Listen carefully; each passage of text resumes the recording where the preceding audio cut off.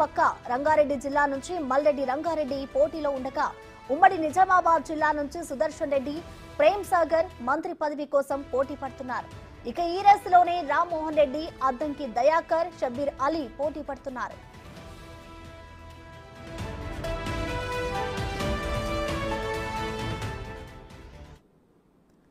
దీనికి సంబంధించిన complete details మా deputy bureau chief Sadiq live ద్వారా అందిస్తారు. సాదిక్, చెప్పండి, తెలంగాణ కేబినెట్ విస్తరణకి సంబంధించిన డీటెయిల్స్ ఏంటి, అలాగే ప్రధానంగా ఎవరెవరి పేర్లు వినిపిస్తున్నాయి? సాదిక్, ప్రసన్న, కేబినెట్ కూర్పు అతి త్వరలో జరగబోతుంది. పార్లమెంటు ఎన్నికల ఫలితాల తర్వాత ముఖ్యమంత్రి రేవంత్ రెడ్డి తన కేబినెట్ పూర్తి స్థాయిలో విస్తరించేందుకు రంగం సిద్ధం చేస్తున్నారు. ఇప్పటికే సామాజిక సమీకరణలో భాగంగా అన్ని సామాజిక వర్గాలను కూడా సంబంధించిన నేతలను మంత్రి పదవులు ఇచ్చే ఆలోచనలో ముఖ్యమంత్రి కసరత్తు చేస్తున్నట్టుగా తాజాగా అందుతున్నటువంటి సమాచారం.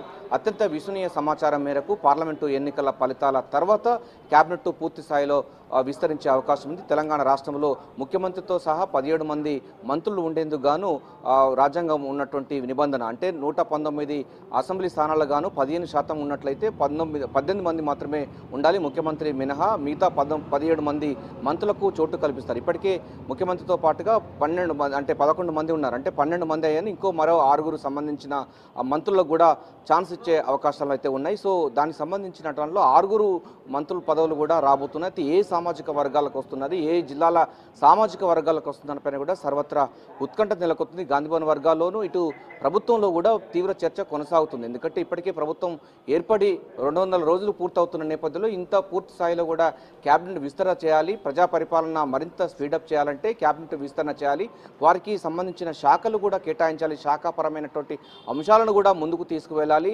అభయస్థం మేనిఫెస్టో కూడా పూర్తి స్థాయిలో ఇంప్లిమెంట్ చేయాలంటే కేబినెట్ పూర్తి స్థాయిలో విస్తరించాలన్నటువంటి అంశంతో పాటుగా ముఖ్యమంత్రి రేవంత్ రెడ్డి, అదేవిధంగా కాంగ్రెస్ పార్టీ మొదటి నుంచి చెప్తుంది వికేంద్రీకరణ, అంటే ప్రజా పరిపాలన వికేంద్రీకరణ చేసే లక్ష్యంగా మంత్రి సంబంధించినటువంటి పదవులు ఇవ్వాలి, అదేవిధంగా మంత్రులకు పూర్తి స్వేచ్ఛను ఇవ్వాలి, ఆయా శాఖలకు సంబంధించిన అధికారులతో వాళ్ళు సమీక్షలు చేయాలి, ప్రభుత్వ నిర్ణయాలను కూడా పూర్తి స్థాయిలో ప్రజలకు తీసుకువెళ్లే లక్ష్యంగా అయితే చేస్తున్నటువంటి అంశంలో మనం కీలకంగా దీనికి సంబంధించిన హిస్టరీ చూసుకోవచ్చు. ఇక ముఖ్యమంత్రి రేవంత్ రెడ్డి ఇప్పటికే కొత్త వారిని అదేవిధంగా పాత వారిని మిళితం చేస్తూ ఒక సోషల్ ఇంజనీరింగ్ చేసే భాగంగా మిగతా సంబంధించిన సామాజిక వర్గాలందరినీ కూడా క్యాబినెట్లో తీసుకునే అవకాశాలు అయితే కనబడుతూ ఇప్పటివరకు ఉన్నటువంటి సమాచారం మేరకు 6 సంబంధించినటువంటి మంత్రులు కూడా రాబోతున్నారు. సో దాంట్లో ప్రధానంగా ముదిరాజు సామాజిక వర్గం తెలంగాణ వ్యాప్తంగా చాలా పెద్ద సామాజిక వర్గం ఉంది. అంతేకాకుండా ఆయనకు ఆ వర్గం చెల్లి ఒకే ఒక ఎమ్మెల్యే అయ్యారు, ఆయనకు వాకాటి శ్రీహరి, ఆయనకు మంత్రి పదవి వస్తుందని కూడా ఆ ముఖ్యమంత్రి స్వయంగా ప్రచారంలో చెప్పిన సందర్భం ఉంది.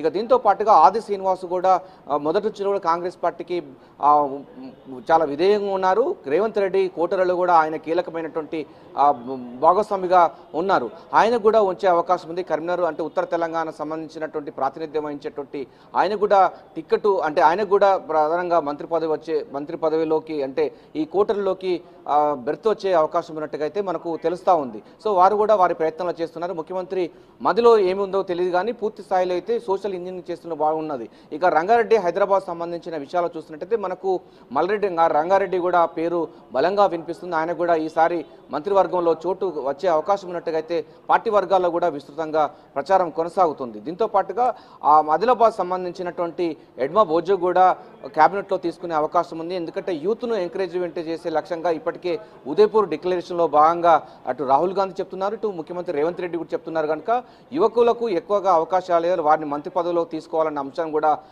లేకపోలేదు. సో ఆయనను కూడా తీసుకునే అవకాశం ఉన్నట్టుగా గాంధీభవన్ వర్గాలు విస్తృతంగా ప్రచారం కొనసాగుతుంది. దీంతో పాటుగా ఇటీవలే బీఆర్ఎస్ పార్టీ నుంచి వీడి కాంగ్రెస్ పార్టీలోకి వచ్చినటువంటి కడియం శ్రీహరి కూడా మంత్రి పదవి వచ్చే అవకాశం ఉన్నట్టుగా తెలుస్తూ ఉంది. ఆయన కూడా ఆయన ప్రయత్నాలు ముమ్మరం చేస్తున్నారు, ముఖ్యమంత్రితో ఆ యొక్క అష్యూరెన్స్ తీసుకున్నట్టుగా సమాచారం ఉంది. దీంతో పాటుగా మనకు ప్రధానంగా చూసినట్లయితే 2 ఎమ్మెల్సీ సంబంధించిన అంశాల్లో ప్రొఫెసర్ కోదండరామ్ కూడా ఆయనకు ఎమ్మెల్సీ అంటే గవర్నర్ కోటలో తీసుకున్న తర్వాత ఆ స్థానాన్ని అంటే అది విద్యాశాఖకు ఇచ్చే అవకాశం కూడా లేకపోలేదన్నటువంటి వార్తలు కూడా మనకు గాంధీ భవన్ వర్గాల్లో తీవ్ర చర్చనీయాంశంగా మారుతుంది. సో ఈ రకంగా చూసినట్టయితే మరోవైపు ఆదిలాబాద్ సంబంధించిన జిల్లా సంబంధించినటువంటి ప్రేమ్ సాగర్ కూడా ఉన్నారు.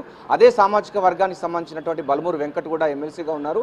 ఇద్దరిట్లో ఒకరికి మాత్రం డెఫినెట్గా మంత్రివర్గంలో చోటు కల్పించే అవకాశం ఉన్నట్టుగైతే మనకు తాజాగా అందుతున్న సమాచారం.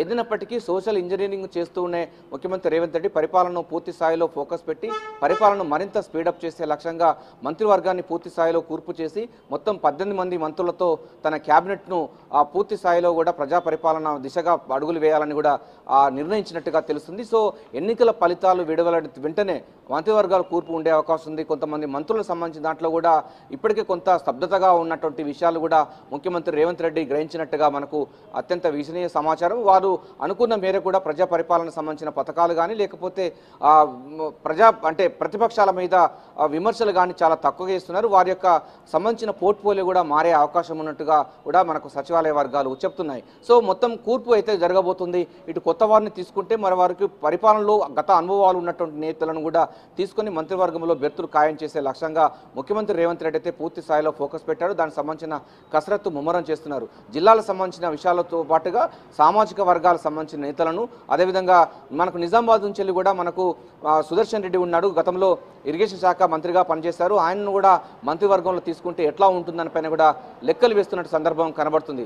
మరోవైపు ఆ సామాజిక వర్గాల్లో మైనార్టీ సామాజిక వర్గం నుంచి ఇంతవరకు ఎవరికి ఇవ్వలేదు. షబ్బీర్ అలీ కూడా మంత్రివర్గం తీసుకునే అవకాశం ఉంది. ఎందుకంటే ఆయన ప్రత్యక్షంగా ఎన్నికల్లో గెలవలేదు కనుక మంత్రి పదవి ఇచ్చిన తర్వాత మరో 6 నెలల్లో ఆయనకు ఎమ్మెల్సీ ఇచ్చిన తర్వాత కూడా ఇచ్చేందుకు కూడా ఒక వెసులుబాటు ఉన్న నేపథ్యంలో ముందు అయితే మైనార్టీ కోటాలో కూడా షబ్బీర్ అలీని తీసుకునే అవకాశం ఉంటుంది. దీంతో పాటుగా మనకు ఎప్పటి నుంచో కూడా నల్గొండ జిల్లా సంబంధించినటువంటి అనేక పదవులు ఆశ చూపి ఇంతవరకు రానటువంటి అద్దంకి దయాకర్ పేరు కూడా ప్రధానంగా ఈ చర్చనీయాంశంగా మారుతుంది. ఆయన కూడా మంత్రి పదవి వచ్చే అవకాశం ఉన్నట్టుగా తెలుస్తోంది. ఎందుకంటే తర్వాత వీళ్ళకి మంత్రి పదవి ఇచ్చి తర్వాత ఎమ్మెల్సీగా తీసుకునే అవకాశాలు ఉంటాయి. సో ఏదైనప్పటికీ ఆయనకి ప్రతిసారి కూడా ముఖ్యమంత్రి రేవంత్ రెడ్డి మంచి పదవి ఇస్తామని కూడా అద్దంకి దయాకర్కు చాలా ఆశలు కూడా రేకించడం జరిగింది. సో అద్దంకి దయాకర్ కూడా తనకు మంచి పదవి వస్తుందని కూడా ఆయన కూడా ఆశాభావం వ్యక్తం చేస్తున్నారు.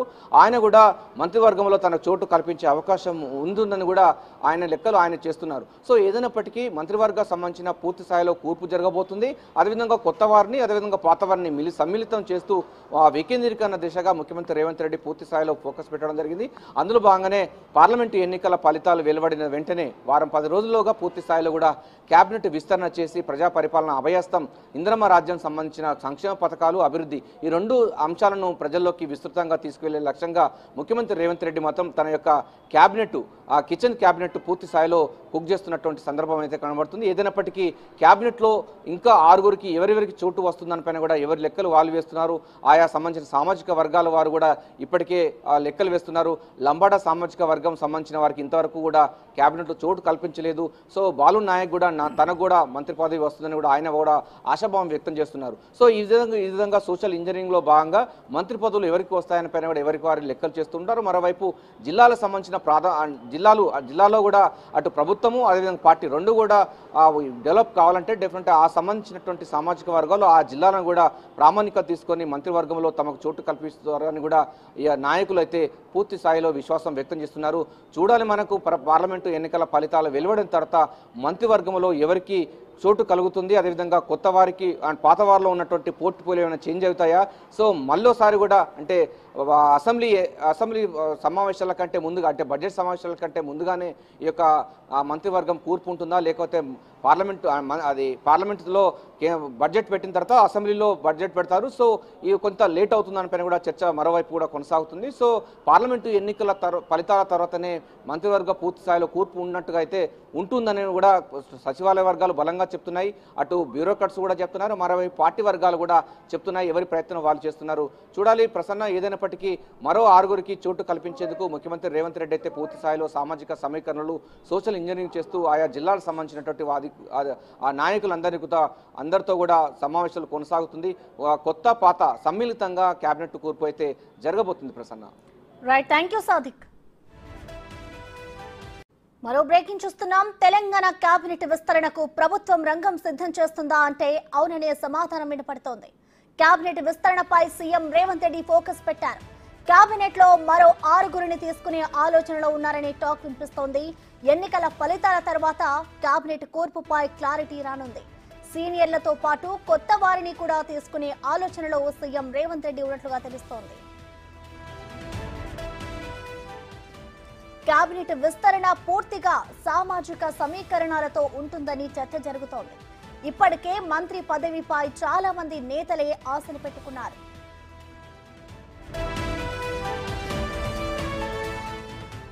ముదిరాజ్ వర్గానికి చెందిన ఒకరికి మంత్రి పదవి ఇస్తామని ఇప్పటికే సీఎం రేవంత్ ఎన్నికల ప్రచారంలో ప్రకటించారు.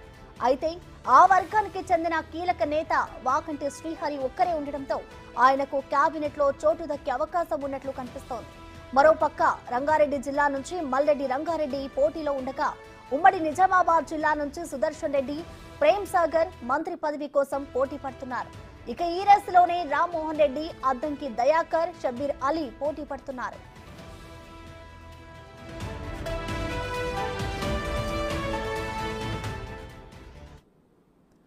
దీనికి సంబంధించిన కంప్లీట్ డీటెయిల్స్ మా deputy bureau chief Sadiq live ద్వారా అందిస్తారు. సాదిక్, చెప్పండి, తెలంగాణ కేబినెట్ విస్తరణకి సంబంధించిన డీటెయిల్స్ ఏంటి, అలాగే ప్రధానంగా ఎవరెవరి పేర్లు వినిపిస్తున్నాయి? సాదిక్, ప్రసన్న, క్యాబినెట్ కూర్పు అతి త్వరలో జరగబోతుంది. పార్లమెంటు ఎన్నికల ఫలితాల తర్వాత ముఖ్యమంత్రి రేవంత్ రెడ్డి తన క్యాబినెట్ పూర్తి స్థాయిలో విస్తరించేందుకు రంగం సిద్ధం చేస్తున్నారు. ఇప్పటికే సామాజిక సమీకరణలో భాగంగా అన్ని సామాజిక వర్గాలను కూడా సంబంధించిన నేతలను మంత్రి పదవులు ఇచ్చే ఆలోచనలో ముఖ్యమంత్రి కసరత్తు చేస్తున్నట్టుగా తాజాగా అందుతున్నటువంటి సమాచారం.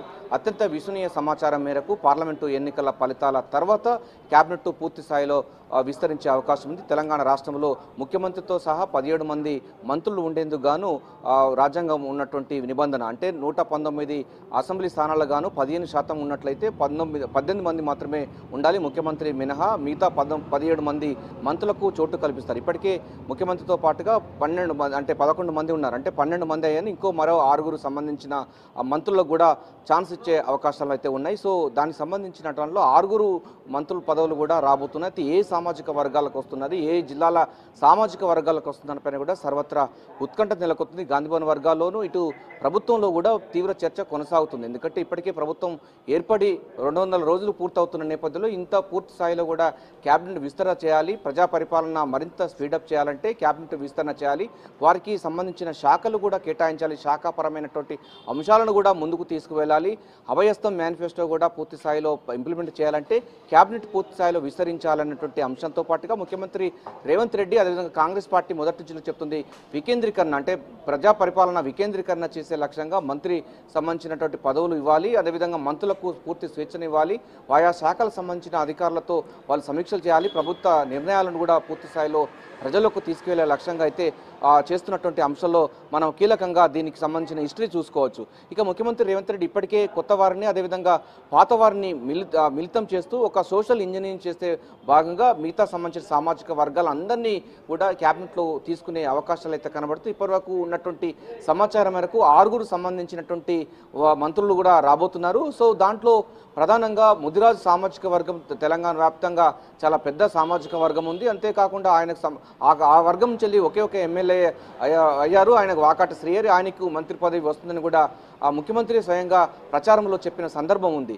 ఇక దీంతో పాటుగా ఆది శ్రీనివాస్ కూడా మొదటి నుంచి కూడా కాంగ్రెస్ పార్టీకి చాలా విధేయంగా ఉన్నారు. రేవంత్ రెడ్డి కోటరలో కూడా ఆయన కీలకమైనటువంటి భాగస్వామిగా ఉన్నారు, ఆయనకు కూడా వచ్చే అవకాశం ఉంది. కరీంనగర్ అంటే ఉత్తర తెలంగాణ సంబంధించినటువంటి ప్రాతినిధ్యం వహించేటువంటి ఆయన కూడా టిక్కెట్, అంటే ఆయనకు కూడా ప్రధానంగా మంత్రి పదవిలోకి అంటే ఈ కోటరలోకి బెర్త్ వచ్చే అవకాశం ఉన్నట్టుగా అయితే మనకు తెలుస్తూ ఉంది. సో వారు కూడా వారి ప్రయత్నాలు చేస్తున్నారు. ముఖ్యమంత్రి మధ్యలో ఏముందో తెలియదు కానీ పూర్తి స్థాయిలో అయితే సోషల్ ఇంజనీరింగ్ చేస్తున్న బాగున్నది. ఇక రంగారెడ్డి, హైదరాబాద్ సంబంధించిన విషయాలు చూస్తున్నట్టయితే మనకు మల్రెడ్డి రంగారెడ్డి కూడా పేరు బలంగా వినిపిస్తుంది. ఆయన కూడా ఈసారి మంత్రివర్గంలో చోటు వచ్చే అవకాశం ఉన్నట్టుగా అయితే పార్టీ వర్గాల్లో కూడా విస్తృతంగా ప్రచారం కొనసాగుతుంది. దీంతో పాటుగా మధ్యలో